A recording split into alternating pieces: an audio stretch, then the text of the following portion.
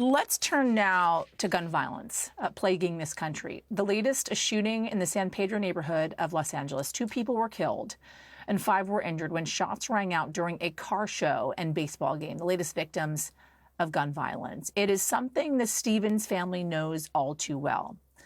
Last May, as Lance Stevens was doing yard work and his mother was dropping off his sons from a sleepover, a random shooting shattered their quiet life. Lance and his mother were seriously injured, the 2 young children traumatized. Trymaine Lee traveled to Indianapolis to learn more about their story. Nice shot, man. Indianapolis couple, Lance Stevens and his wife, Sophia, tried to build their lives around avoiding violence, carefully selecting a home in a neighborhood where they thought they could raise their young sons in relative safety. But last May, a stranger with a gun found them anyway, piercing the family's peaceful suburban life. In a blink, 39-year-old Lance and his mother, Kim Tillman, joined the estimated 100,000 other Americans who survive gun violence each year. He pulled a gun in my son's head. Lance was shot in the head and leg. Kim, who was dropping off her grandsons after a sleepover, caught a wave of bullets in her arms, chest, and face. I don't even know why he came over there and why he shot us. Lance and Kim are among the nearly 750 people who were shot in Indianapolis last year who survived. This is dead right here. My implant is here, but down here, this is all dead. Your arm, your chest, and under your jaw. Yeah. Kim has permanent scarring from bullets that punctured her face, shattering her jawbone and several teeth. At what point did you realize just how badly you've been injured? I kind of still don't even realize it now. Wounds you can see, but also wounds that you can't. I had terrible nightmares, just waking up, thinking people were gonna shoot me. Lance and Sophia's 3- and 6-year-old sons were there that day. Neither boy was harmed physically, but both are processing trauma. The oldest boy, LJ, saw his father stumble into the house. And he's already seeing me, my head bleeding. My son's like, I don't want to be without you. He's saying like, I don't want you to die. Their younger son was asleep in the back seat of his grandmother's car, bullets whizzing around him. The family assumed the 3-year-old saw nothing. In therapy, they learned he'd been stuffing it down. He just unloaded, and we were amazed. There are other costs, too. Repairs to the Stevens' bullet-riddled home, the loss of a vehicle, and the family says $35,000 in medical bills combined. As the family tries to move on and make sense of what happened, I asked what they'd say to lawmakers who are reluctant to make gun reforms a priority. Shame on you. Just shame on them. Unless it actually hits home, maybe to their kids, their grandmother, you know? Maybe if it hits home to them and they can actually see it. Woo! Through it all, they still find hope and light. And they're standing up where bullets almost took them down. Welcome back. So this Black History Month comes at a time where the actual teaching of Black history has become a very contentious issue. We are seeing multiple states restricting how race is taught in public schools, but so much of that history resonates strongly today. MSNBC's Trymaine Lee and the Into America podcast team are taking a deep dive into the legacies of the Reconstruction era in the United States and how it continues to shape this country. And Trymaine is joining us now. Trymaine, you and your team, you took a look at 2 communities, one in South Carolina, one in Georgia as well, a link really to the past and then to the present. Tell us about what you saw. Yasmin, what I found is that while over time so many hopes and dreams have faded, others have been passed down from one generation to the next. And among those generations' dreams are literally owning a piece of America to call your own, owning land. Here's more.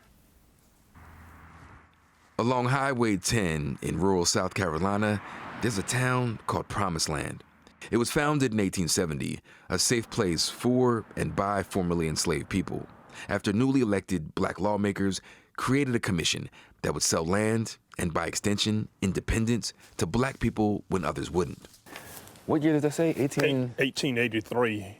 Reverend Willie Neal Norman Jr. is a Promised Land descendant. When people ask me, where are you from? I tell them I live in the Promised Land, but I'm en route to the Promised Land.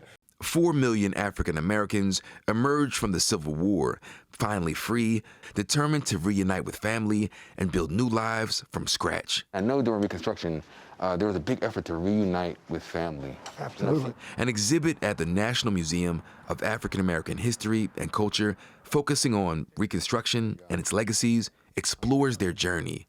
This month, MSNBC and the Into America podcast are teaming up with the museum for a rare glimpse behind the glass and into this special retelling of Black history. What we have here are some of the items that were part of the history, and it reminds us that these are everyday people who are just trying to survive. From the late 1800s through the early 20th century, free Black people established more than 1,200 settlements and towns across the Deep South and West. Promised Land, South Carolina, is one of the few that still exists. I think it's a very much American credo. You want to have land, you want to have the chance to make your own choices. Reverend Norman's wife, Elistine, is another descendant of Promised Land's early settlers. That longing to be able to have your own, and that's what was instilled from the generations on down. Deep in rural Georgia, about 2 hours southeast of Atlanta, Ashley Scott is leading a group of 19 Black families in modern-day Black town building. We want to create a community where people are not just making it, but being able to thrive versus just survive. The dream is Freedom, Georgia. The families purchased 500 acres of old timberland that they hope to turn into a Black Mecca, where all residents share an economic stake. And instead of a traditional police force, a peace force, offering social services first, handcuffs second. We hope that Freedom will be a foundation for building our own institutional structures so that racism is not there from its origination. A new generation of Black families, rooted in the hopes of yesterday, but reaching toward the promises of tomorrow. While Freedom, Georgia may be years away from ushering its first residents, the organizers hope that by linking the past with the present, they'll create a new Black future. Yasmin? For the better part of 2 centuries, America has been at war, not always with guns and bullets, but in our history books, over the stories that America tells itself about who we truly are. As the world shook beneath the weight of the system that crushed George Floyd, right-wing lawmakers and Republican-led legislatures across the country have passed a slew of so-called critical race theory laws that make teaching lessons on racism, the role of Black people in American history, and of aspects of slavery and white resistance to equality impossible. No state has been on the front lines of America's seething war with itself and its truths more than Texas. They don't think that America is, or should be, categorized as the greatest country in the history of the world. In September of 2021, Governor Greg Abbott signed a law that bans teaching history that could cause, quote, discomfort, guilt, anguish, or any other form of psychological distress because of a student's race. With the stroke of a pen, books have been banned or pulled from shelves. Civic engagement programs have been canceled. Teachers can face firing and other discipline for teaching in a manner outside of what's been prescribed by the state. You're asking me to forget what actually happened, to forget about Jim Crow? Are you telling me to forget about the lynchings that took place right here in Texas? This whitewashing has become so insidious, so far-reaching, that the Texas Board of Education fielded a proposal to substitute the word slavery for involuntary relocation. As we visit historically Black colleges and universities ahead of the 2022 midterms, we look to the students who are pushing back on these pseudo-historical narratives. I believe that it is our responsibility as not only HBCU students, but as Black Americans to make sure that our history is not forgotten, that it is heard, that it is understood, and that it is used to create a better nation for all.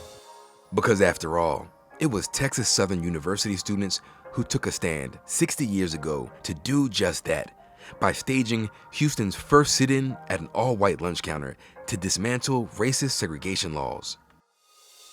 Today, TSU students are learning and living the legacy. I think that is more so for us as students of color and African American students is that we want to make sure that our history is still embedded into curriculums across the board, not just for us, but to understand this is where America was and this is where we are now. And this is why things are the way they are. And for the way things were and are now, how do we prepare for the next chapter in our own story?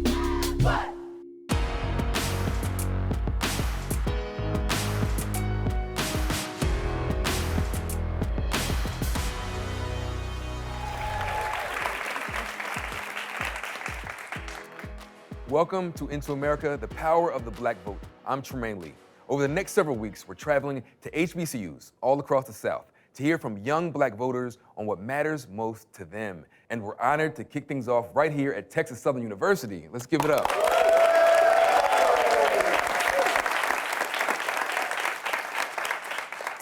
The lessons we learn in classrooms just like the one we're in shapes how we see ourselves and how we see America, and in so many ways, how America sees us. The aggressive stance that America's political right has taken on school curriculum ahead of the midterm elections in November could signal a major setback for racial equality and progress in this country. And as we're here among our next teachers and policymakers and truth tellers, how do we decide whose story matters and what history is told? Here to help us unpack what's at stake, please welcome Pulitzer Prize-winning journalist Nikole Hannah-Jones, creator of the groundbreaking 1619 Project.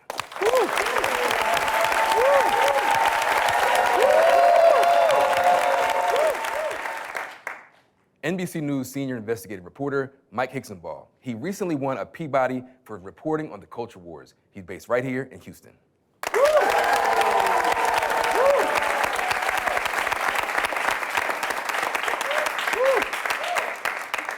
Esteemed educator from San Antonio, Akeem Brown, who has faced the wrath of the state's latest restrictions.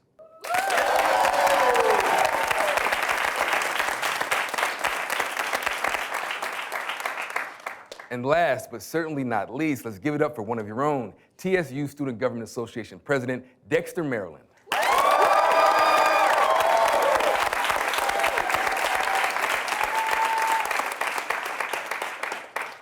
So let's just jump right in, Nikole. Why is it so dangerous to tell the truth in America? Why is it so important to keep American history shrouded in this kind of mythology? That's a great question. That's a 2-hour lecture, but I'll try to keep it short. What we kind of typically think about as history is really memory. So it's kind of how do we as a society collectively think about ourselves? How do we think about our history? And that history tends to be very managed and manipulated to justify existing hierarchies, to justify power, right? So we all know that we are raised with the narrative of American exceptionalism, that we are the greatest and freest society in the history of the world. So how does one hold that in your hand and the fact that we were founded on settler colonialism, genocide, and slavery at the same time? So what we do is we marginalize those stories as, yes, it happened, but it's insignificant. You know, beyond simple ignorance, right? What's at stake here? Why does it matter, certainly to Black Americans, but also white folks who are consuming some of this same mythology? What matters is we have all been taught the history of a country that does not exist. So the history of the country we've been taught doesn't explain January 6th. It doesn't explain why you have legislatures all over the country that are trying to make it more difficult to vote. While you have one political party that's now saying, well, if democracy is not majority white, we may not actually believe in democracy anymore. So we've been taught the history of a mythological country that leaves us really ill-prepared to deal with the challenges of our society. When you get a more real and accurate history, then you know how to meet the challenges that we're facing. You know, of course, I would argue that if we have a truly great nation, we can withstand the truth. that a great nation doesn't have to pretend that it hasn't done the things that it's done. Mike, and this certainly isn't just philosophical, right? There are real-world implications, and it's been politicized. A lot of the aim behind these bills is, okay, you can teach about slavery, you can teach that those things exist. They have explicit language that says you can't say what Nicole reported, which is that slavery was foundational to the country. What they don't want is for that history to be connected with current events. They don't want you to teach children, white children, that they are responsible for past sins. Now, I haven't found anyone in all of my reporting who has taught that to a kid. I haven't heard a teacher say, the white half of this class, you did slavery, it's your fault. And one state lawmaker who wrote Texas' anti-CRT bill recently addressed the Board of Education. I want to quote this directly. He said, "No one is saying that we don't have systemic racism, but what we're saying is we've made a lot of progress. We have a long way to go, but the way to get there here is to come together as Americans." And I want to ask you, you hear that, what is this bill actually trying to do? Well, first of all, his quote is inaccurate. There are lots of people, and I've heard from them, who say systemic racism doesn't exist. That is at the center of the argument. And in terms of his comments that this doesn't stop us from teaching about racism, one of the main critiques of these bills, not just in Texas, but across the country, is they're written in somewhat vague terms, and it leaves a lot open for interpretation. So, there's all of these educators across the country who are trying to figure out, how do I do this? And it's led to, I think, a form of soft censorship, even if they're saying you can teach about history. From your reporting on the impulses of this, do you buy that they actually believe this, or is this political strategy? Beginning in 2020, we had maybe a 4-day span in 2020 where the whole country was like, Black Lives Matter. Amazon was putting out statements and school boards were passing resolutions. And I think Republicans, following Donald Trump's lead, saw that you can get a lot of people really animated when you say, this movement is dangerous to America. They're coming for your schools, they're coming for your children, they're coming for your suburbs. And so you've seen that just take off. And the reason it's effective, though, is because people at the local level, this is resonating with them. White suburban moms hear these messages and they think that my kid is at risk. Dexter, I want to ask you this, man. The same people who are writing these laws are the same ones approving funding for publicly funded institutions like this one here. Do you think in the midst of this broader political fight over CRT in 1619 that the mission of a school like this could be undermined? You know what, I was actually just thinking about that.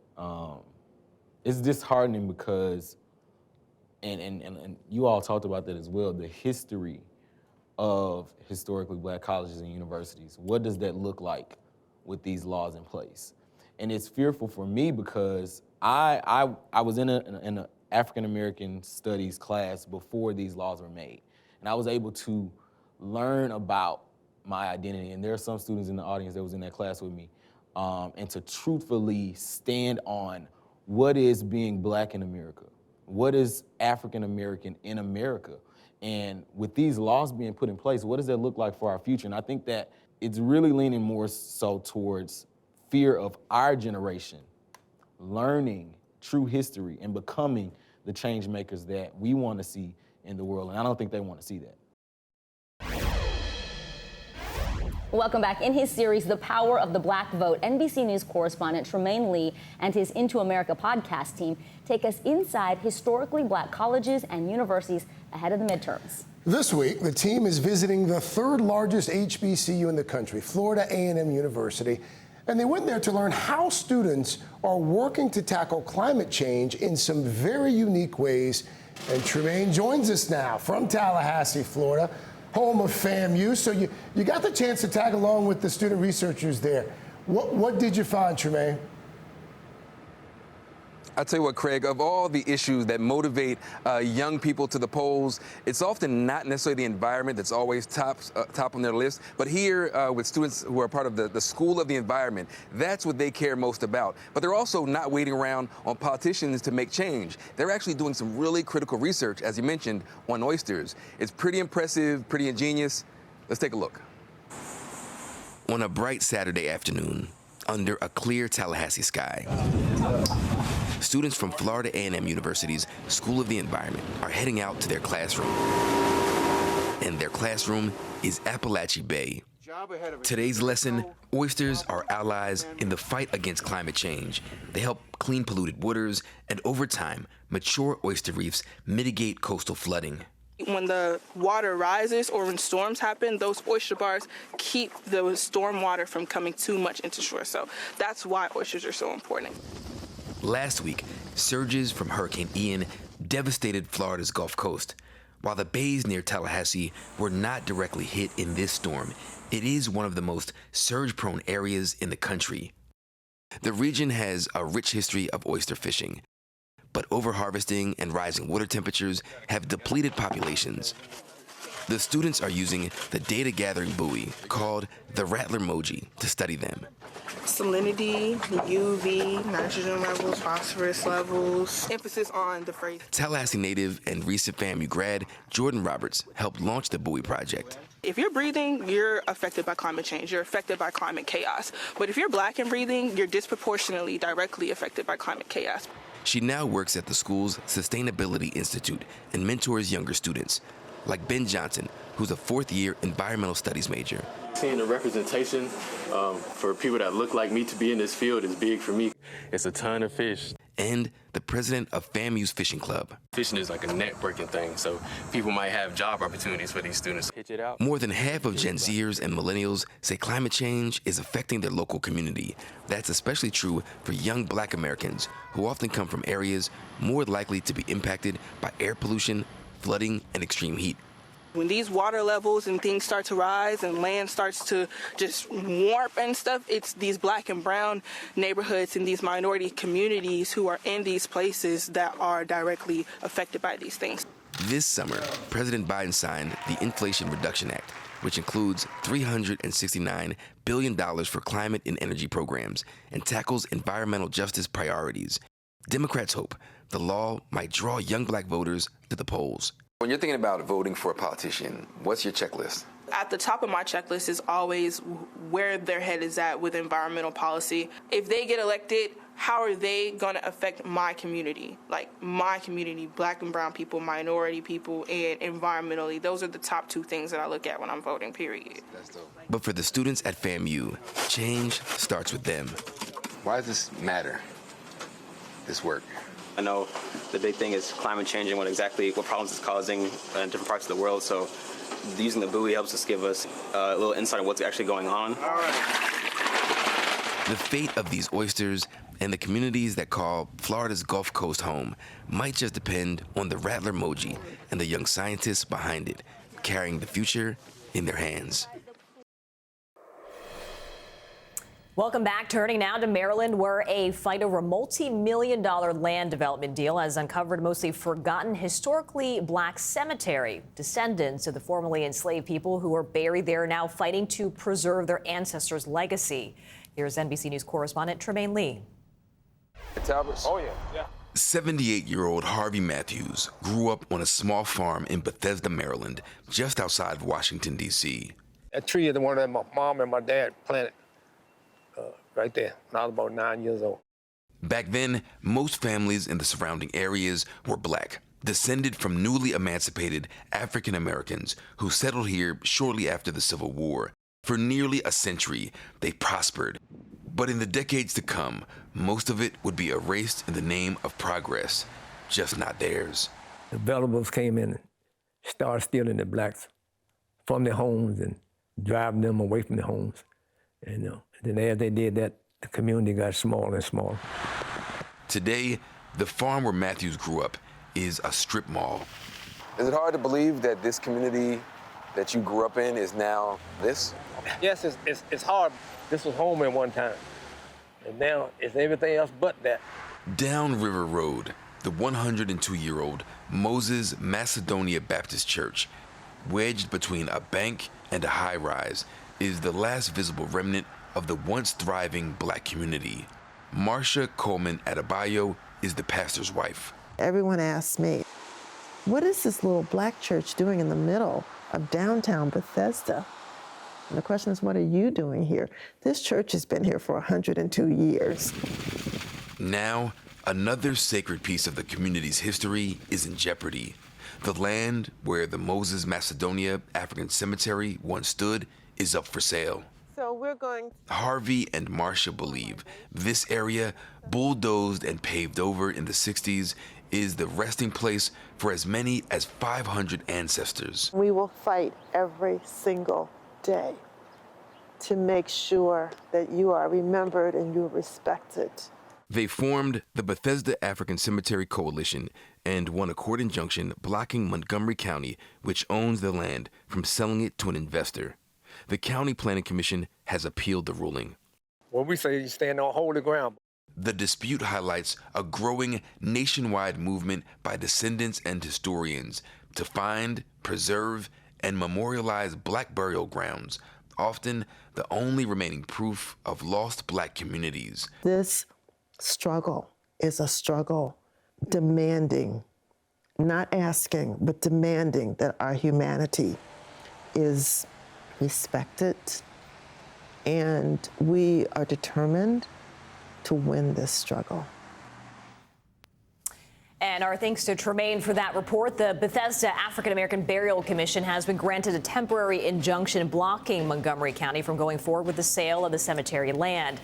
They want it to be given back to the descendants so they can build a museum or a memorial. In a statement to NBC News, the county says it is working on getting the facts about the cemetery and will be working to get a, quote, unbiased professional archaeological study of the site.